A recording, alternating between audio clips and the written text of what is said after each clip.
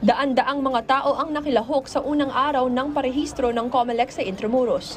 Ikinatawa naman ni Eliza Japson, isang PWD, ang pagbibigay prioridad sa mga katulad niya. Talagang priority po nila yung mga may kapansanan. Mahalaga po siya para po mabilang tayo sa mga boboto. Ang senior citizen na si Lolo Rogelio Lopez maagang napunta sa COMELEC para ayusin ang kanyang mga dokumento. Mabilis itong naproseso sa tulong ng mga volunteer. Masikaso naman po yung mga store. Tinuro po sa akin kung saan yung mga step 1 at mga step. Sinamantala ng ating mga kababayan PWD o person with disability at mga senior citizen ang unang araw ng voter registration ng COMELEC. Ginawa ng COMELEC itong mga inisyatibo para mahikayat ang mga tao na lumabas at magparehistro kahit ano ang kanilang kondisyon.